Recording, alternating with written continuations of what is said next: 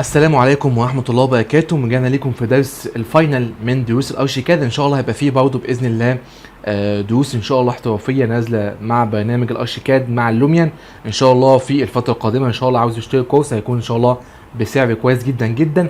الارشيكاد مع اللوميان يا جماعة مدمجين في بعض، او المشروع هيبقى مدمج مع اللوميان مباشرة. طبعا احنا اتكلمنا قبل كده عن اللوميان، ان اللوميان هو برنامج اخراج معماري، نفس كلام الارشيكاد هو برنامج اخراج معماري. اتكلمنا الحلقه اللي فات او الدرس اللي فات اتكلمنا عن ازاي اعمل ريندر بواسطه برنامج الارشيكاد. النهارده هنتكلم على جزئيه مهمه جدا جدا، ازاي ان انا اعمل مش تول بهذا الشكل، وازاي ان انا اعمل مورفي تولز.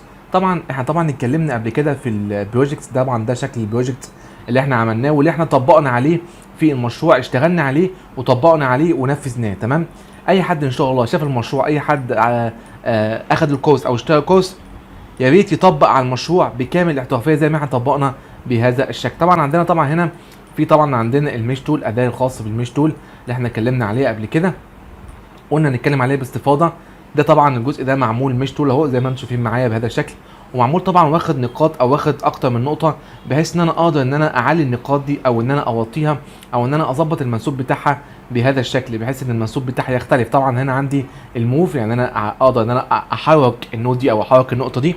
عندي بعد كده الجزء الخاص بالستريتش هايت، ان انا اطول الهايت الخاص بالمش بالكامل، او ان انا اغير اتجاهها في اتجاه الزد، وده اللي انا عايز اعمله مع بعض قدامكم اهو.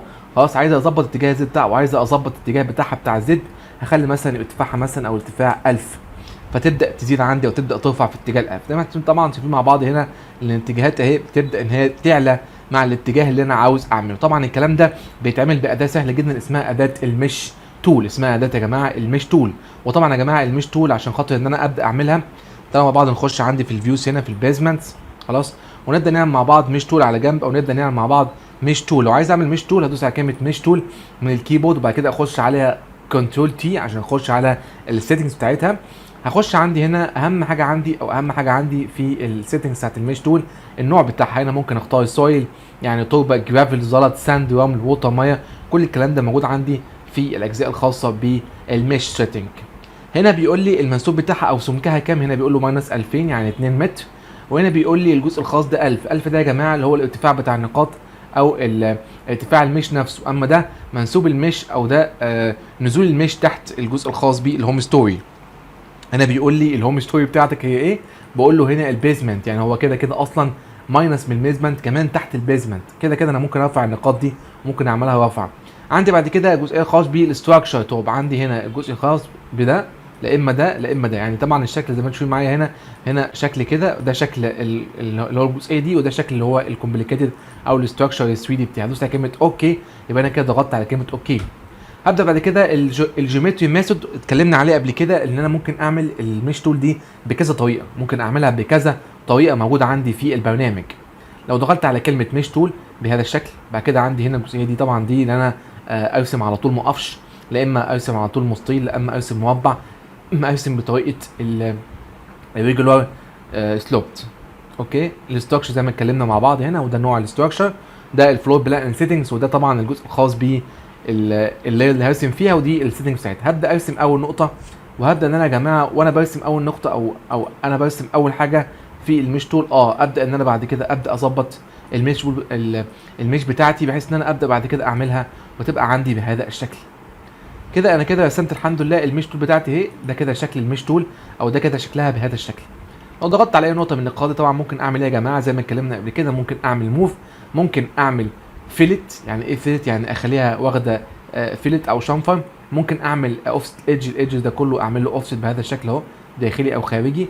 ممكن اعمل اد تو بوليجن، يعني عايز اضيف او عايز اضيف بوليجن اهو.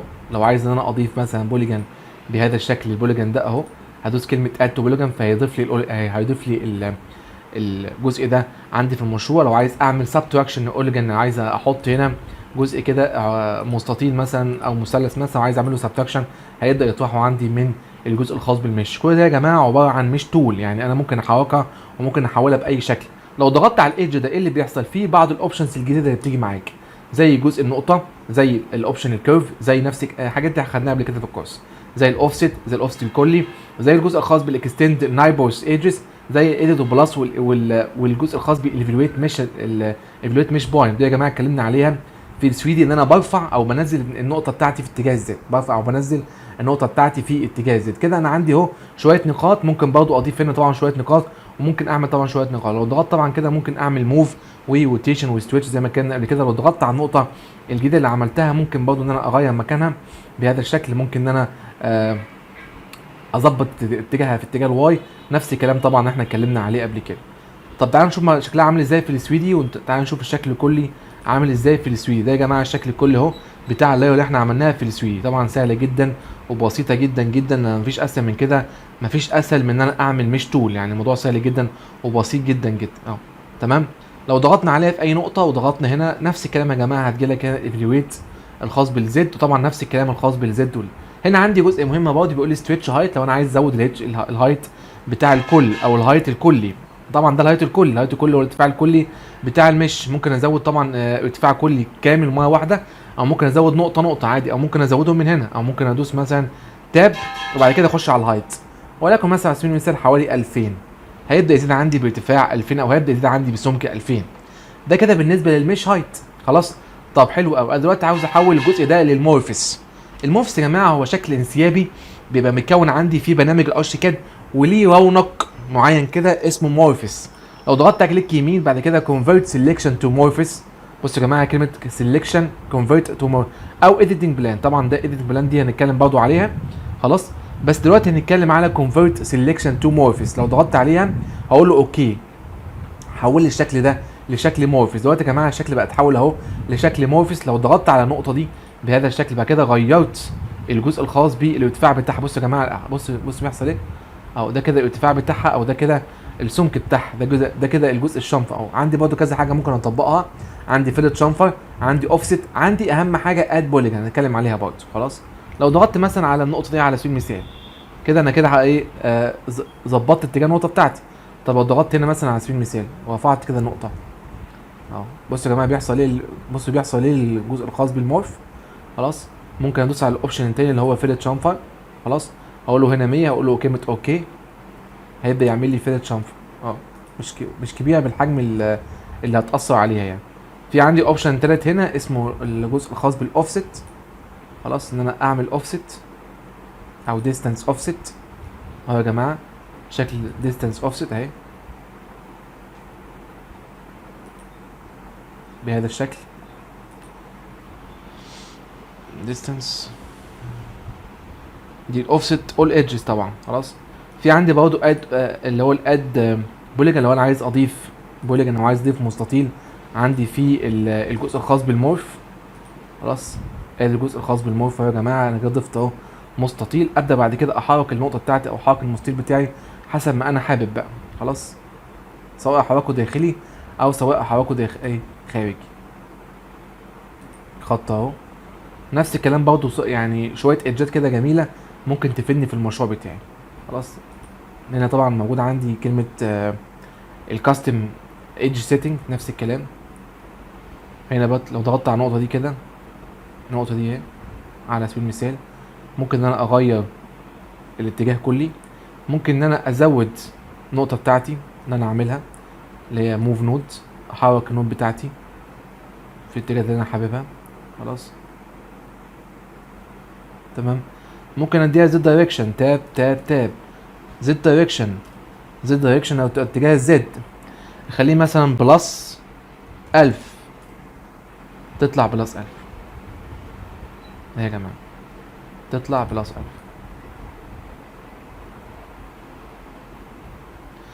يبقى انا دلوقتي قدرت ان انا اطلع دي بلس 1000. طبعا كل النقاط تبقى عامله ازاي، قدرت ان انا اعملها، قدرت ان انا احولها للمش سوري للمورفس على طول، وان انا اظبط كل حاجه موجوده عندي. ان هو ضغطت على النقطه دي بهذا الشكل. هنا عندي جزء تاني اسمه الاوفست او ريديوس، ممكن اخليها 1000 وادوس على كلمه اوكي تبدا تعمل لي اوفست ريديوس. تمام. لو ضغطت على الجزء الخاص بالايدج ده على سبيل المثال هيقول لي عاوز تعمل ايه، هقول له مثلا عاوز اعمل اوفست الايدجز كلها مع بعض، او عايز اعمل اوفست الايدجز كلها مع بعض.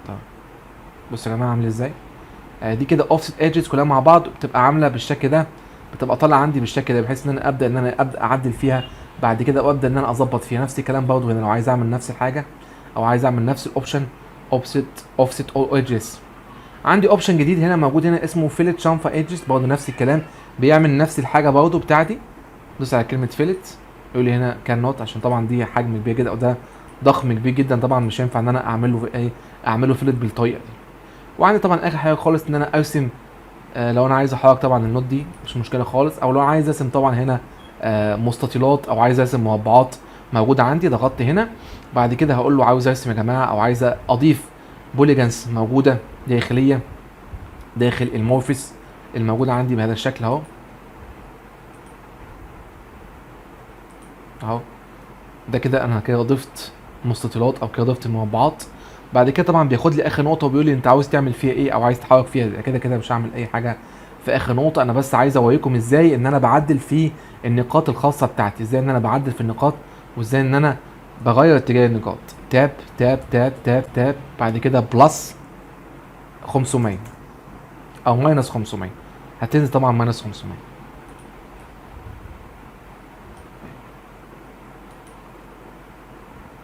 بلس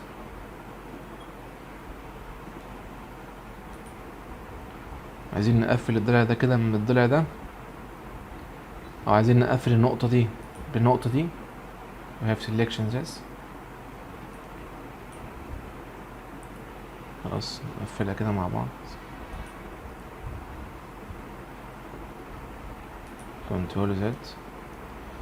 اتمنى يكون درس النهارده سهل وبسيط. هنتكلم برضه في جزئيه مهمه جدا جدا في الدرس النهارده مع بعض، ان شاء الله هتفيدكم باذن الله وهتستفيدوا جدا ان شاء الله منها، وهتعرفوا كويس ان شاء الله باذن الله ان الكورس باذن الله لاي حد ان شاء الله هيشتري الكورس وهيشتغل ان شاء الله على برنامج الارشيكاد هيستفيد جدا جدا ان شاء الله باذن الله من الكورس الموجود عندنا. خلاص هنا عندي مكتوب distance angle home story to home story and z coordinates. ضغطت على كلمه tab 3 times.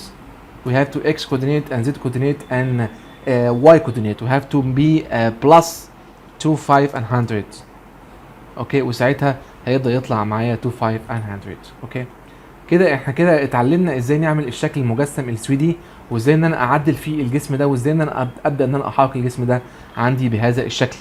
لو ضغطت على البيسمنت بهذا الشكل ده كده الشكل من فوق اهو، او ده كده شكل الايه الجزء الخاص بالمورفس او الجزء الخاص بالمش اللي احنا عملناه على برنامج الارشيكاد. خلاص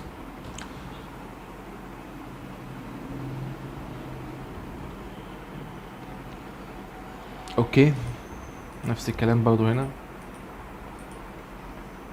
convert to morphs. ده برضو انا يعني الشكل ده برضو انا حولته للمورفس بهذا الشكل، عملت الكيرف ده. تعالوا نشوف مع بعض شكله عامل ازاي، او تعالوا نشوف مع بعض الشكل المورفس عامل ازاي.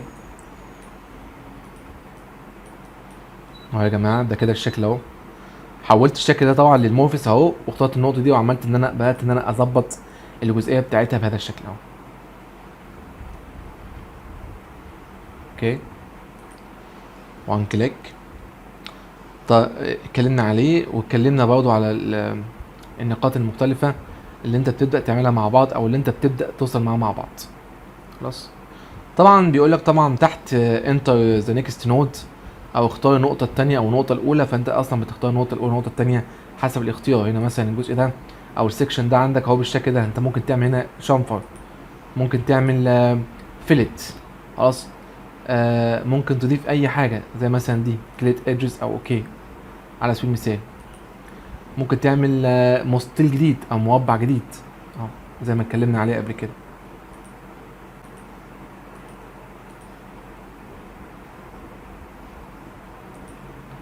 اه هيبدا يشكلك في المورفس ويبدا يعمل لك تشكيله معينه في المورفس معاك وانت ايه بتطبق معاك. نفس الكلام لو عايز ان انا اغير الجزء الخاص ب النوتس النقطه بتاعتي، لو عايز اغير ارتفاعها، لو عايز اظبط كل الكلام ده معايا في المورف. دي كده الجزئيه بتاعه المش. نفس الكلام برضه لما جيت عملت المبنى هنا او جيت هنا رسمت المبنى بتاعي هنا، ده مش فيه معايا مع بعض كده. انا عندي هنا المش الجزء الخاص بتاعي او المش الموجود عندي بهذا الشكل الانترسكشنز بتاعته. كل حاجه طبعا فيها نقطه معينه ابدا ان انا اغير فيها او ابدا ان انا اعمل لها كوردينيتس معين من برنامج الارشيكاد. عايز بقى اوريكم الجزئيه الثانيه النهارده من الكورس. اخش على الجراوند فلور او الجراوند فلور زوم اكستنت. عايزين مع بعض نتكلم على الفيوز. ايه هي الفيوز الموجوده في برنامج الارشيكاد؟ الفيوز التاب التانية اسمها فيوز او فيو ماب من برنامج الارشيكاد. كده كده الارشيكاد بيعمل فيوز او بيعمل فيوهات معينه بتبقى معموله جاهزه مع الارشيكاد، والفيوهات دي بتبقى من الفيو يعني اشكال معينه، مثلا ممكن ابيض واسود، ممكن الوان، ممكن هاتش معين بطريقه معينه. كل الحاجات دي اسمها فيوز، بتظهر لي على طول موجوده عندي في برنامج الارشيكاد، وممكن ان انا اعدل فيها او اغير فيها داخل البرنامج. سيكشن اي وسيكشن بي وسيكشن سي، كل الكلام ده موجود عندي داخل الفيوز الموجوده داخل البرنامج. طبعا عندي كذا فيوز بيتحطوا عندي، وعندي ستايل فيوز معين. عندي مثلا السيكشن اي والبي والسي، كل الكلام ده بيبقى ظاهر عندي فيوهات معينه. تمام. الفيو طبعا لو انا عايز اعمل فيو او عايز ان انا اعمل فيو، بس على كلمه كرييت نيو فيو. لو عايز اشيل فيو، لو عايز اضيف فولدر، بدوس على كلمه فولدر. هنا عندي كلمه شيماتيك ديزاين. طبعا الشيماتيك ديزاين ده اللي هو الديزاين بالابيض والاسود، هو عامله طبعا هنا، او احنا طبعا عاملينه في البرنامج هنا. وفي البروجكت هنا كل حاجه موجوده بالابيض والاسود. عشان اضيف فيو هدوس على كلمه نيو فولدر، وهضيف مثلا ماي فيو او ماي بلاك فيو، ماي بلاك فيو على سبيل المثال، وادوس على كلمه اوكي.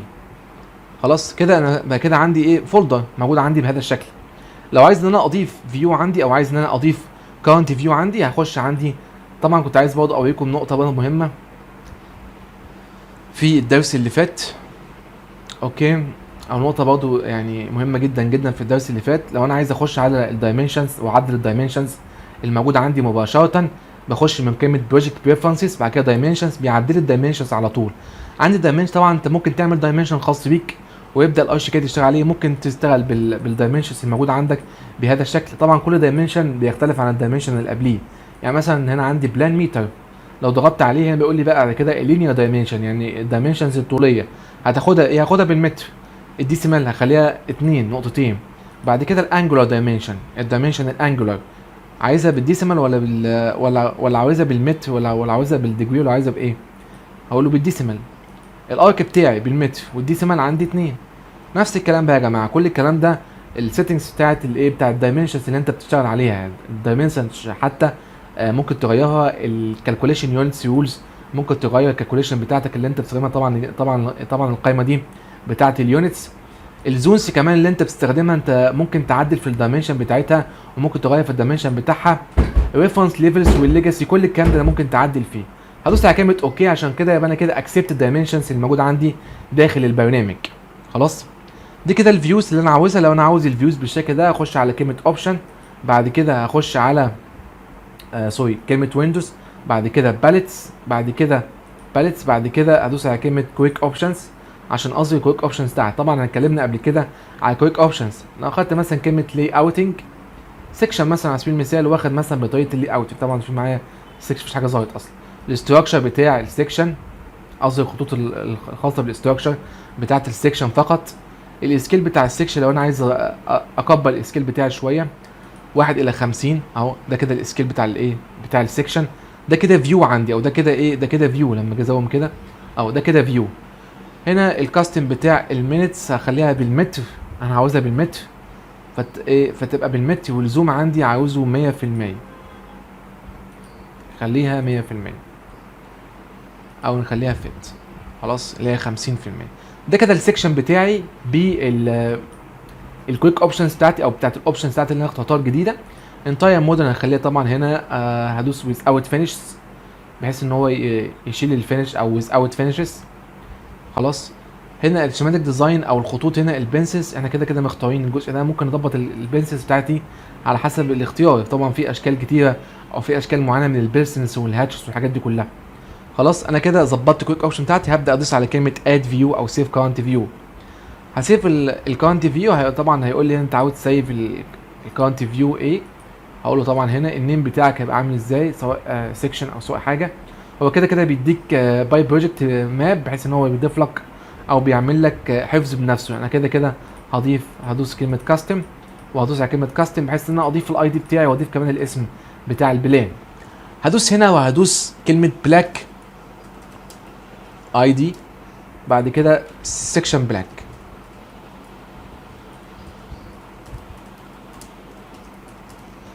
وبعد كده هدوس على كلمه كرييت عشان اعمل انشاء للسكشن بلاك.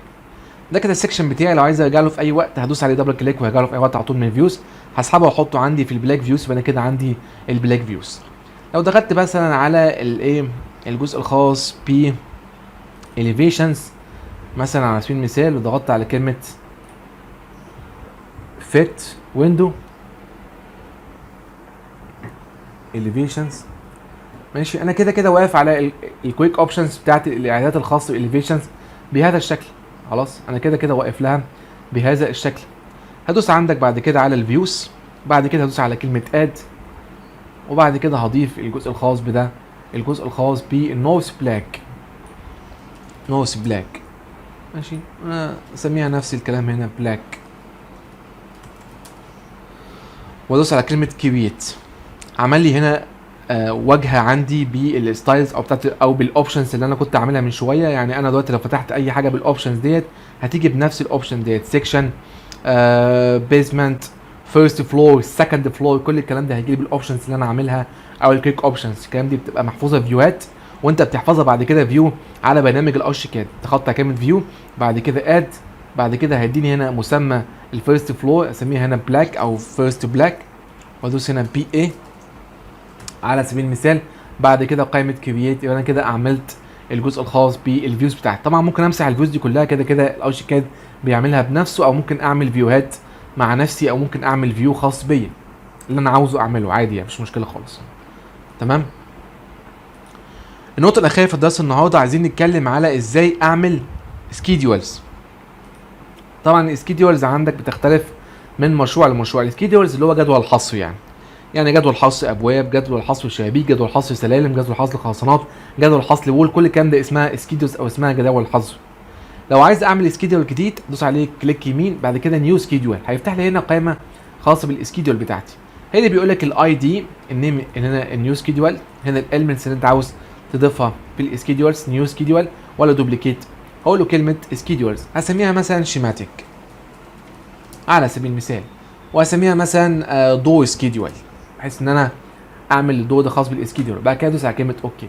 كده بقى عندي سكيدولز، عندي هنا موجوده عندي كلمه سكيدولز، وهنا عندي التايب او المنت تايب بتاع السكيدولز، وهنا عندي الفيلدز. اول حاجه اد سيرتوير، يعني ضيف التخصص اللي انت عاوز تضيفه الموجود عندك، او التخصص اللي انت عاوز تحطه عندك في المشروع.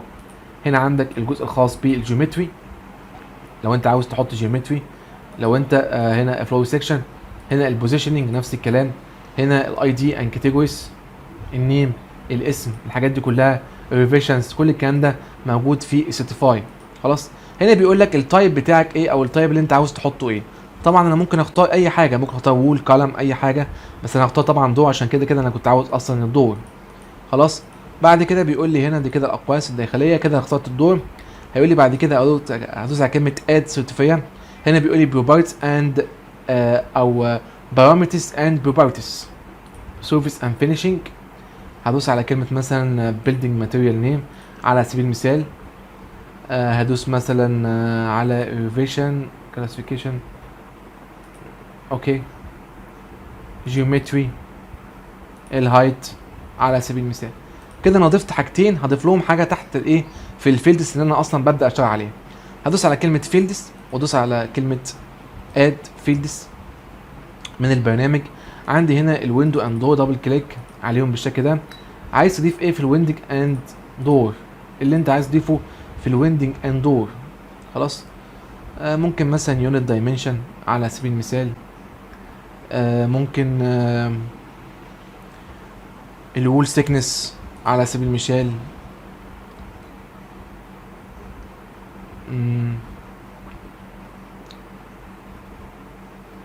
الفريم سيكنس على سبيل المثال.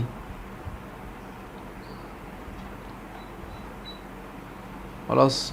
كلاسيفيكيشنز، لو عندي كلاسيفيكيشنز عايز تضيفه، عندي بروبرتيز. خلاص. كل الحاجات دي اهي، مثلا المقاس مثلا بتاعك، طول وعرض ارتفاع. خلاص. كده انا كده ضفت الايه الفيلدز بتاعتي اللي انا عاوز اعملها اضافه عندك. لو عايز تسحب طبعا ده فوق ده ممكن تسحبهم مع بعض عادي خالص، مفيش عندك اي مشكله في السحب اللي انت بتتكلم عليه. كده انا عملت دور. خلاص. هنا بيقول لي سيجماتيك دور، وهنا اتكلمت على هنا الجزء الخاص بالسكيدول بتاعي والجزء الخاص بالسكيدول بتاعي. هنا بيقول لي اول اوبننج سكيدول، هنا بيقول لي طبعا كل حاجه ليها خصائص خاصه بيها. خلاص ضفت هنا 3 حاجات خلاص اللي هي عناوين الرئيسيه، وهنا الفيلدز اللي هي مكونه الاجزاء الخاصه بالفيلدز. هدوس على كلمه اوكي عشان اعمل انشاء للجزء الخاص بالسكيدولز. خلاص اخش بعد كده عندي في السكيدولز، عندي هنا elements، طبعا انا كده عملت elements، عندي هنا طبعا عملت elements. خلاص كلمه وول سكيدول او دو سكيدول اللي انا كنت واقف عليها من شويه. طبعا في برضه كذا حاجه عايز اوريها لكم. هنا عندي الوول سكيدول، الحوايط، هنا عندي الجزء الخاص بالابواب الشبابيك، كل الكلام ده موجود عندي في السكيدول بتاعي. دي كده عندي السكيدولز الموجوده عندي. خلاص لو عايز انا اعمل لها ايديت او عايز اعمل لها سيتنجز، اخش عليها كليك يمين سيتنجز. خلاص من هنا سكيم سيتنج، او من هنا سكيم سيتنجز على طول مباشره، وابدا ان انا ادخل عليها مباشره بهذا الشكل. خلاص طبعا هنا عندي الايكوال ده كده زرار الجمع، وعندي الايكوال بلس لو عايز تعمل ايكوال عليها. نفس الكلام بالنسبه عندك هنا الارتفاعات هنا الموجوده، طبعا هنا برضو هنا البلس طول والعرض والكلام ده كله. خلينا نتكلم ان احنا مش عاوزين الهايت دي، عايزين نمسح ده وعايزين نمسح، عايزين بس الدور، عايزين نتكلم على الدور. اوكي عايزين نتكلم على اليونت دايمنشن السكشن، الحاجات دي كلها. ممكن بقى اضيف حاجات تانية عايز اوريها لكم في الدور.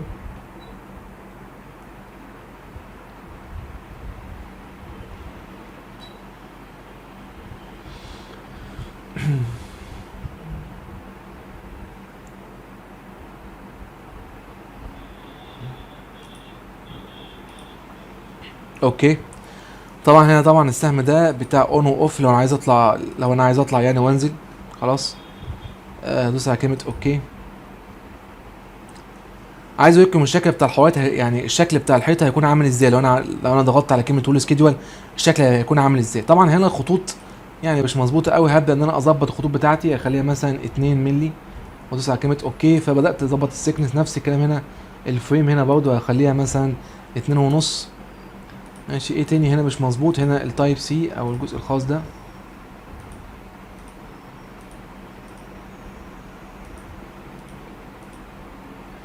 خليها 2 مش مشكله خالص، او نخليها 1.5 عادي، نخليها كمان بولت ونغير الشكل بتاعها. خلاص ده كده اليونت دايمنشن، الوول سيكنس، الفريم سيكنس، والنورمال اكس واي وزد او الطول في عرض ارتفاع الشباك بالكامل. خلاص عايزين برضه نكبر، تعالوا نكبر مع بعض شويه الكلام. هو في بس كلمه هتبقى موجوده عندي هنا عشان برضه الحاجه تبقى واضحه مظبوطه يعني. خلاص نعمل لها بولت، نفس الكلام يعني بولت. ممكن نغير دي كده، نخلي دي كده 2. خلاص ماشي.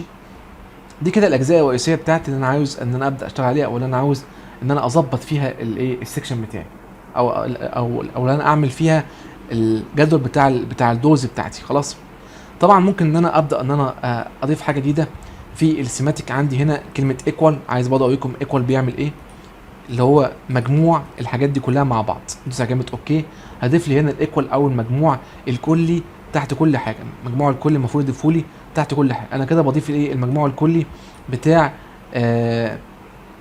الجزء ده بالميتر، والجزء بالميتر عامل شكله عامل ازاي. ضغطت على كلمه سيماتكس، بعد كده ضغطت على كلمه فلاج اهي، مثلا اليونت دايمنشن مثلا فلاج، ضغطت على كلمه اوكي، هيجيب لي هنا اليونت دايمنشن بتاعك الموجود عندك بتاع كل شباك اهو، او كل الشبابيك المتشابهه مع بعض اهي، نفس الشبابيك المتشابهه مع بعض. هنا الوول سيكس بتاعها، هنا الجزء الخاص بالفريم سيكنس، الشباك التاني المتشابه. كل الكلام ده يا جماعه برضه كل الكلام ده تحت خالص متجمع معايا 5 متر 4 متر. خلاص اوكي ماشي. لو ضغطت على كلمه شو هيدن لاين هيظهر لي الهيدن لاين الموجود عندي، ولا هو سمك الشباك الموجود عندي او الشباك الاساسي عندي، ده الهيدن لاين اللي هيكون موجود معايا. ميرج يونيفورم ايتمز، ميرج يونيفورم ايتمز يعني يعمل لي ميرج للايتمز اللي شبه بعض او اللي فيها تشابه مع بعضها البعض. خلاص تعالوا نخش مع بعض على الوول سكيدول ونشوفه شكله عامل ازاي، ونشوف التصميم بتاعه شكله عامل ازاي، الوول سكيدولز عامل ازاي وشكله وتصميمه عامل ازاي. ده كده الوول سكيدولز. خلاص، موجود عندي هنا الفول اليمنت، الوول تايب، الفوليوم، السيكنس، الهايت، الاريا. تمام. وعندي هنا الايه البارامترز. لو ضغطنا على كلمه سكيم سيتنجز على سبيل المثال، هنا بيقول لك ايه؟ هنا جاب لك الوول. خلاص، البريم سيجمنت، الكالم سيجمنت. اوكي، طبعا الكلام ده تحت، يعني انا عندي الوول تايب اهو، اللي هو الوول، بعد كده الجزء الثاني، بعد كده الجزء الثالث اهو. هنا مكتوب از نوت اهو. خلاص، هخش هنا على السيجمنت او على السكيم سيجمنت. خلاص، عندي هنا اول حاجه الوول بتاعتي او الوول، هنا الوول سيجمنت عندي، بعد كده هنا الجزء الخاص ب الوول بيلدينج ماتيريالز، الماتيريال بتاعتي، الوول نت فوليوم. خلاص، الحجم الكلي الوول بالمتر المكعب، طبعا الحجم الكلي. خلاص، عندي بعد كده السيكنس اوف ذا وول، سمك الحيطه، ارتفاع الحيطه، مساحه الحيطه، البارامتر اوف ذا وول او الشكل. خلاص، كل الكلام ده موجود عندي. خلاص، وموجود عندي النسخ بتاعته الموجوده اللي انا استخدمتها في تصميم النسخ. خلاص، طبعا كل حاجه بقى مفيش فيها صم خالص، او مفيش فيها اي معالجه خالص. طبعا انا ممكن ادوس عليهم كده كلهم واعمل لهم صم، شيفت صم، اوكي، وادوس على كلمه اوكي، ويتم جمع كل الكلام ده يا جماعه في جدول واحد، بحيث يكون موافق عندي في الرسومات الهندسيه اللي انا ببدا ان انا اشتغل عليها. مهم جدا جدا الحاجات دي ان انا ابدا ان انا اشتغل عليها وابدا ان انا اظهرها عندي في بلان. اخش على السكيم سيتنجز، وبعد كده اخش على الفلاج، دوس على كلمه اوكي. خلاص، طبعا في برضه شو هيدن لاين، لو عايز برضه تعمل هيدن لاين، مهم جدا جدا الهيدن لاين اللي انت بتشتغل بيه او انت بتبدا تعمله عندك في البرنامج. عندك طبعا في بعض الحاجات زي الاول اوبننج سكيدولز، يعني كل الفتحات الموجوده في المشروع. اول اوبننج سكيدولز يعني فتحات الابواب، فتحات الشبابيك، دي اسمها اول اوبننج سكيدولز، وبرضه بتتعمل عندك في البرنامج. تمام، هنستنى لحد لما تحمل اول اوبننج سكيدولز. خلاص، دي كده يا جماعه الاوبننج سكيدولز بتبقى برضه نفس الكلام، معمول بفتحات الابواب بالشبابيك. هنا عندي الفول اليمنت اي دي، اوبننج نيم، كوانتيتي، زون نمبر، دبليو اتش، الطول في العرض، اورينتيشن، الشكل بتاعه السيمبل. ضغطت على كلمه سكيم سيتنجز على سبيل المثال، هنا بيقول لك ايه؟ هنا بيقول لك الجزء الخاص دور، ويندو، كورنر ويندو، يعني دور، ويندو، وكورنر ويندو اهو، دور، ويندو، وكورنر ويندو الموجود عندي في المشروع بالكامل. بعد كده بيقول لي هنا الجزء الخاص بالحاجات اللي انا ضفتها، اللي هي ايه؟ اللي هي الاي دي، خلاص، لايبراري بارت نيم، ماشي، الكوانتيتي الكميه بتاعتك، الريليتد زون نمبر اهو يا جماعه، الريليتد زون نمبر اهو، عايزين برضه نشوف الريليتد زون نمبر، النورمال اكس واي زد اورينتيشن، كل الكلام ده يا جماعه موجود عندي. طب انا اشوفه ازاي؟ اشوفه من السهم ده كده اهو. خلاص، all opening schedules اهو، ده جدول يا جماعه اهو بيطبع بالكامل، كوانتيتي كامله، بيحسبها لك الارشيكاد بالشكل الجميل ده، برسومات تنفيذيه اللي انت بتشوفها عندك داخل البرنامج اهو. خلاص، طبعا دي يعني ممكن تبقى على اس 3 بقى، او ممكن تبقى على اي 2، لان طبعا بتبقى كبيره شويه او حجمها بيبقى ضخم شويه. خلاص، ماشي. خلاص، اتمنى يكون الدرس النهارده سهل وبسيط، ان انا ازاي اعمل سكيدولز عندي في المشروع.